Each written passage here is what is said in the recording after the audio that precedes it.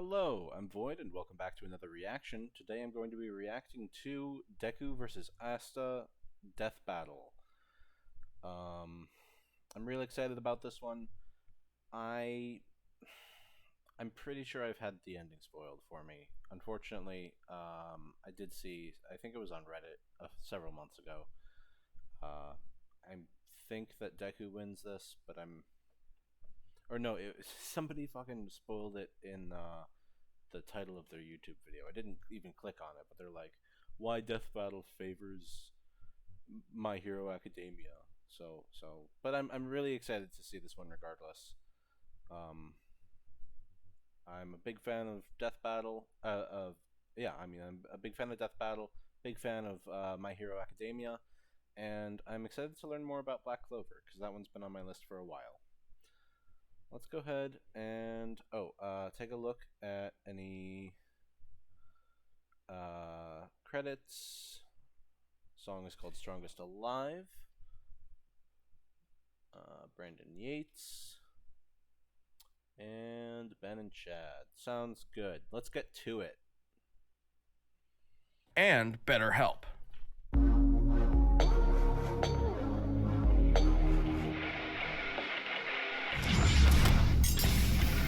Deku, My Hero Academia's super student straight out of UA High. Asta, the anti-magical ass kicker from Black Clover. Though you may be born bereft of the same gifts as your peers, there is nothing stopping you from achieving your dreams. As long as you're a fictional character in a fantasy world.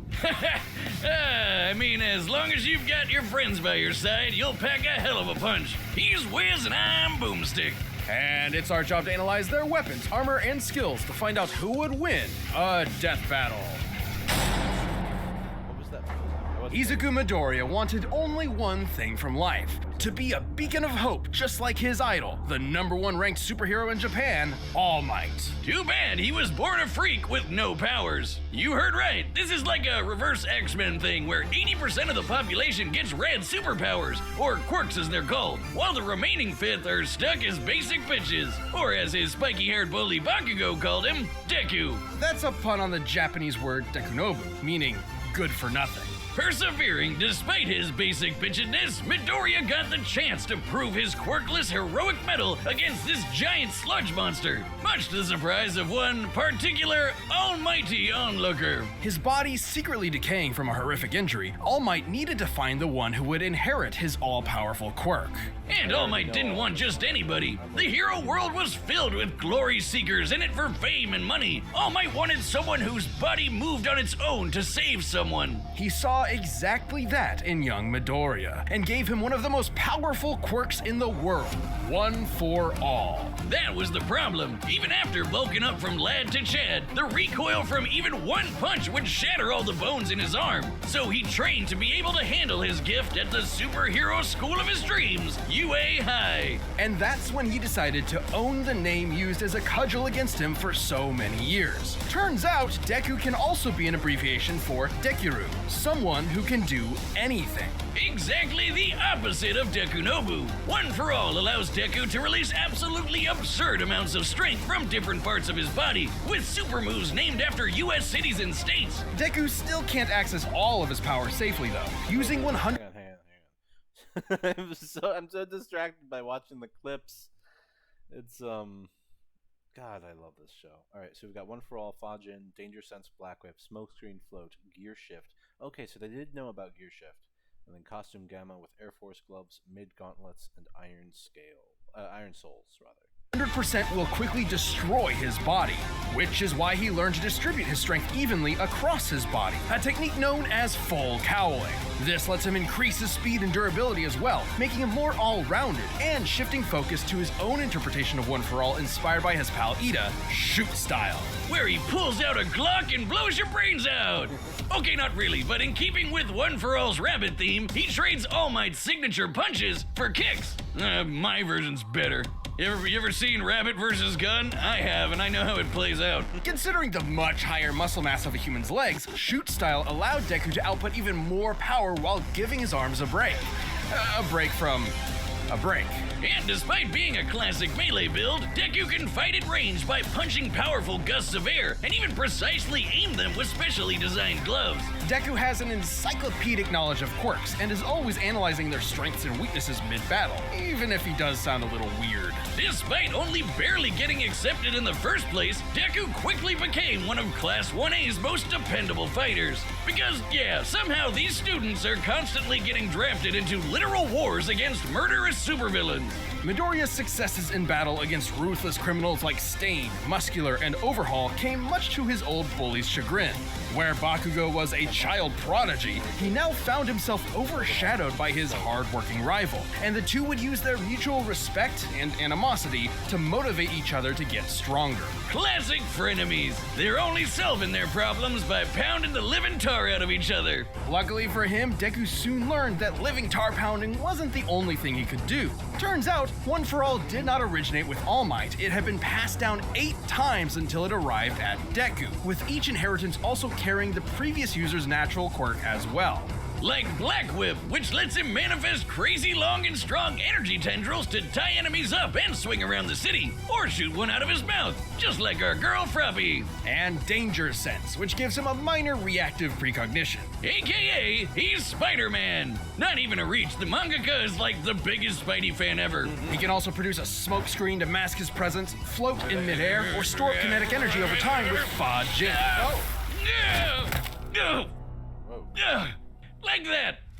By storing up enough, he can even match All Might's max power, without any recoil to boot. Strong enough to change the weather and create city block-sized tornadoes with Fought all of Class 1A at the same time, beat down Chisaki faster than he could heal, routinely broke his own bones to win fights, obliterated a cliffside with 100%, defied the future Night Eye saw, survived a nut shot from Koda, of course, strongest feat right there, and then defeated Bakugo, Stain, Muscular, and a single punch! And he's even stronger with his newest quirk, Gear Shift, which allows him to increase the speed of an object anytime he touches it. In conjunction with the power of All for One, he can use this to warp reality itself. Deku can go toe-to-toe with arch-villains like Shigaraki, who's fast enough to react to and catch laser beams with his bare hands. But nothing could prepare him for All Might's art. Deku has stated that he is physically on par with All Might and would scale to any feat that he or previous One for All users. Enemy, the shadowy leader of the League of Villains, All for One. All Might only ever showed his young pupil kindness and support,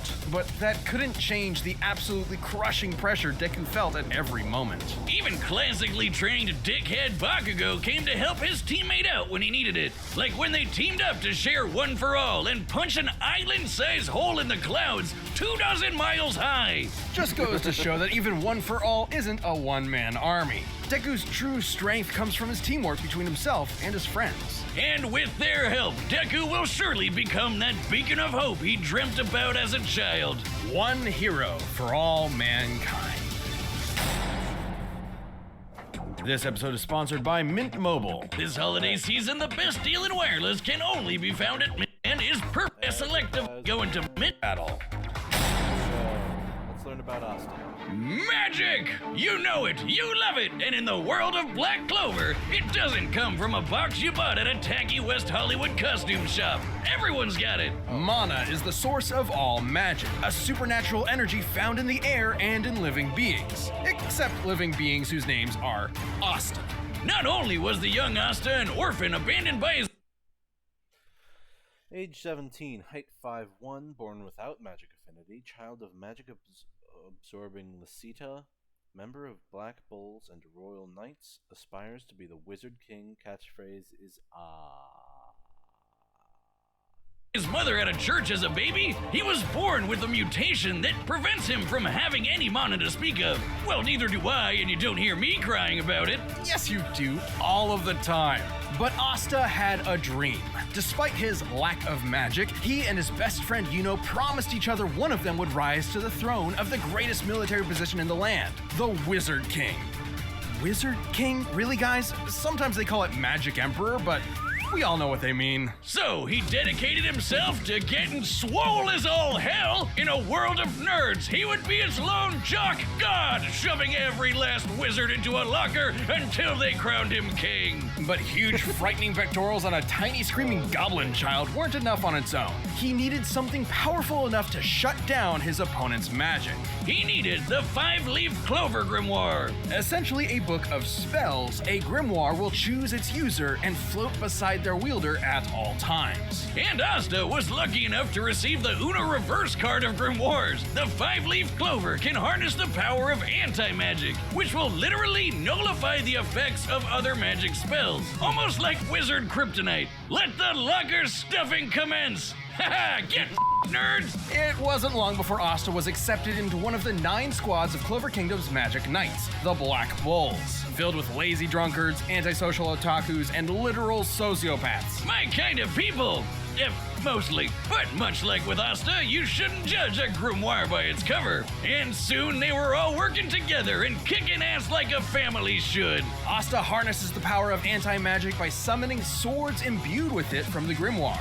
Normally, these swords would quickly drain the mana from anyone foolish enough to wield them, but Asta does not have any mana, turning his greatest weakness into a one-of-a-kind strength. He's got his classic Demon Slayer, an enormous greatsword which cuts through spells with its edge and deflects them with its flat. Or the Demon Dweller, which can also absorb and copy magic, then toss it right back to sender. I think my personal favorite is the more complex Demon Destroyer, which severs the relationship between a spell's cause and effect, countering the effects of its magic. This could result in anything from healing a village that was inflicted with poison to preventing reincarnation. Yeah, okay, some of these can get a little heady. I personally prefer keeping it simple, like using anti-magic telekinesis to surf on your sword through the sky. It's worth noting that these swords are made specifically for countering magical attacks and sources of mana. The swords will act as though blunted when striking non-magical foes, more akin to giant clubs than actual blades. Not entirely inconsistent with real-life greatswords. But none of that's even close to as cool as his deadliest sword, the Demon Slasher, a katana as black as the pits of hell and twice as badass. This one actually does cut like a sword, but it's complicated. It lets Asta actually select what he does and does not want to cut, only affecting his target while leaving anything else unharmed. Okay, at this point, isn't that just magic? Magic with a loophole.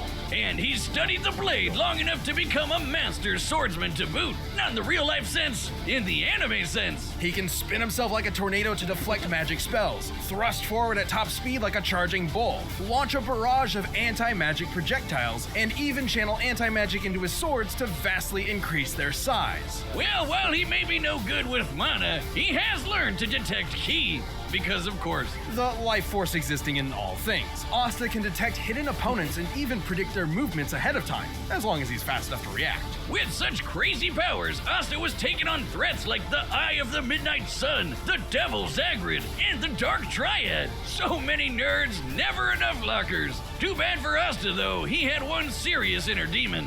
Literally, housed within the 5-leaf clover grimoire was Liba, a demon exiled from hell for completely lacking magical powers, and who just so happened to get adopted by Asta's mother. Until he got possessed by a different demon and killed her.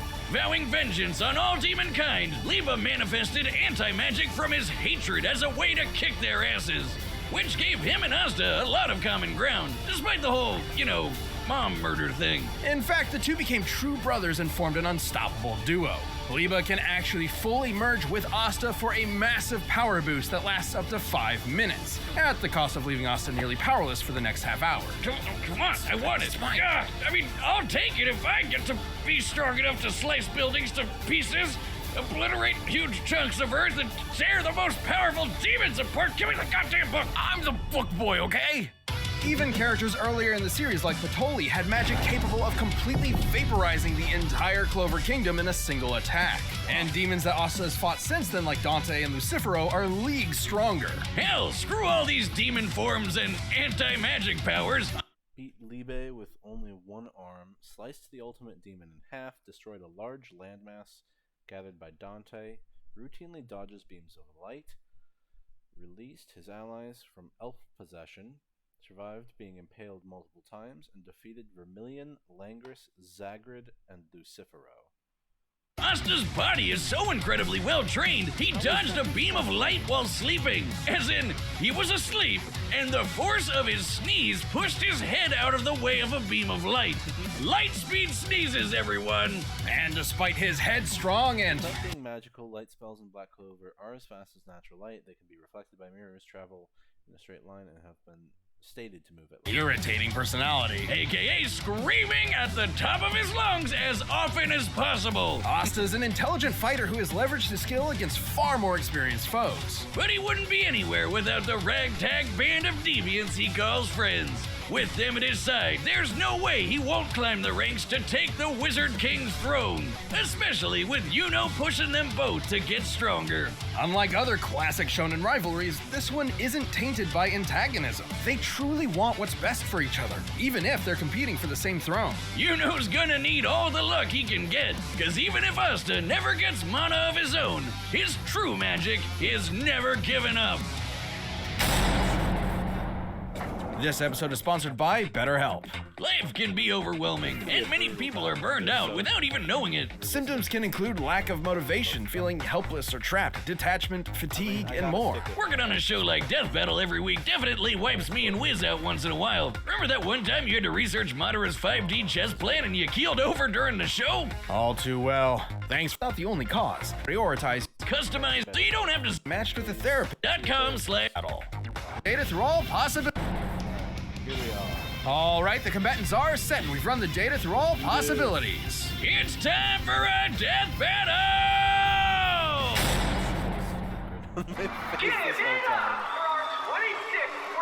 Sword that big? He's gotta be crazy strong. I'm gonna have to rely on more than just my power to take him down. Deku! And the Black Bull's Magic Knight, Asta! Just gotta hit him really hard.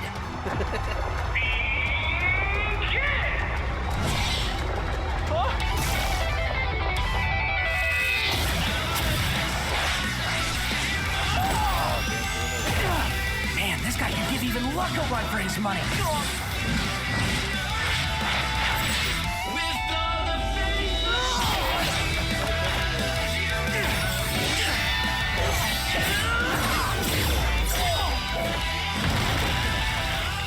Aren't swords supposed to be sharp?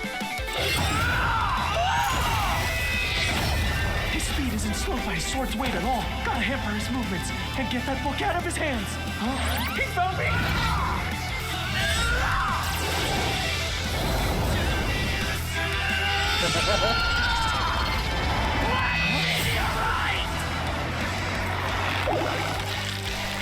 Now it's my turn!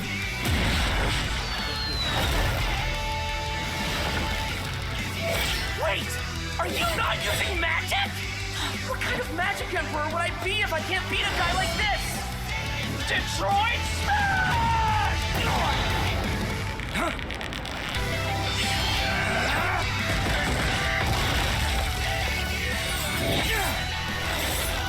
Detroit Smash! Detroit Smash!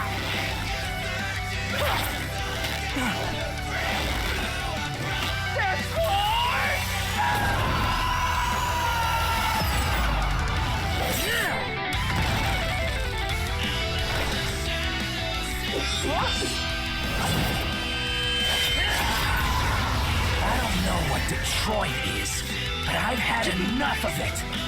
I'm ending this quick!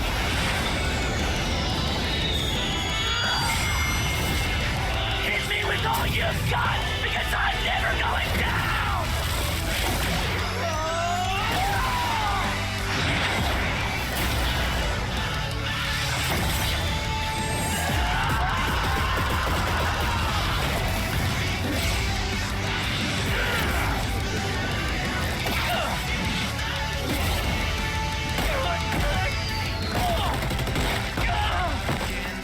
No use not going all out anymore.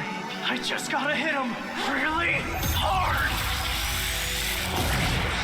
You wanted my best? Here it is! 1,000,000%! Blood Ultra!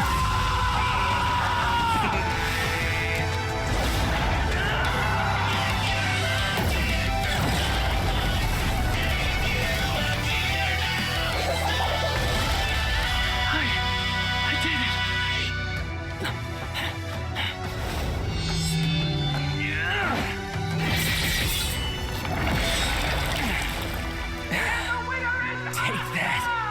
Detroit. Stick around, folks, for our final round as Asta takes on last year's reigning champion, Mr. Satan! Ah, poor Deku. He tried his best, but Asta just shoved him into that great big locker in the sky.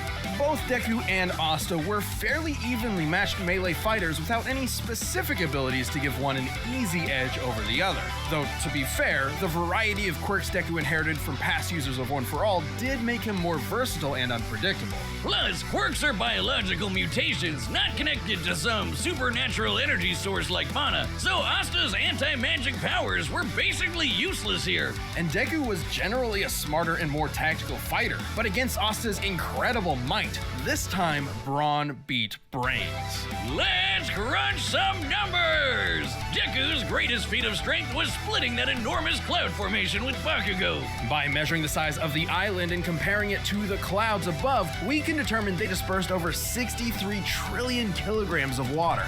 That's the weight of the Great Pyramid of Giza. 12,000 of them! And required an energy of nearly 80 teratons of TNT per punch. Let's compare that to Asta. Patoli's spell was going to be strong enough to vaporize a country the size of the Clover Kingdom. We can use this map from the manga to estimate the size of Clover Kingdom to be about 500 kilometers in diameter, about half the length of Great Britain. Vaporizing a country of that size would require... This is the max for both feats, using the maximum time frame for Deku's cloud split and vaporization for the kingdom. Clover Kingdom's destruction. More conservative estimates would still result in Asta being stronger. An energy of over 480 teratons of TNT, over 6 times greater than Deku's punch. While Asta uses anti-magic, it isn't an automatic counter, and More tactical, wider arrays of powers slower. Can't safely access max power. Swords are greater than punches and kicks. Physically stronger, faster, better ways to predict movement, more mobile with flight. Anti-magic would not affect. it's to be comparable in strength to the spell it's combating. And Asta's gotten way stronger since. Asta was also quicker. Sure, scaling to Shigaraki would give Deku roughly light speed reaction time. But Asta could dodge light in his sleep, and that's his base form, even before transforming with Liba to get way faster. And since Deku and Asta's precognitive ability While their base form speeds are somewhat comparable, Liba grants Asta a far better speed boost than Gear Shift's 20% increase. these more or less matched each other, it was only a matter of time before Asta simply overwhelmed him. Especially since Deku has struggled in the past against faster opponents. Sure, Deku was smarter, but if he literally didn't have enough time, Asta also scales above Salamander, who, according to the Black Clover databook, is capable of drying the ocean with a single swing of its claws, a feat worth at least 11.5 petatons of TNT. to come up with a plan of attack before getting hammered, his brains were wasted. Deku's tactical brilliance and harem-scarum tenacity definitely gave his opponent a run for his money, but Asta's raw power, blinding speed, and deadlier weaponry spelled the end for All Might's pupil. Deku gave it his all, and I wish he had won. Hasta la vista. The winner is Asta. Hey, if you want more Death Metal As ASAP, much as I love My Hero Academia, that does make sense. Well, that was fun. And then why not grab a the next membership? one was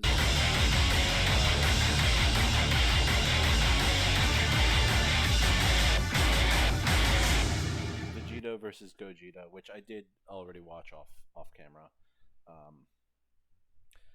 Just because I don't really have connection to either of those characters. Didn't think it was that big a deal. That's all I've got for today. So if you did enjoy watching, I'd greatly appreciate a like, a comment, and or a subscription. Check out my Twitch where I play games. I take quite a while to upload the VODs from Twitch over to YouTube. So if you want to see them early, check me out there.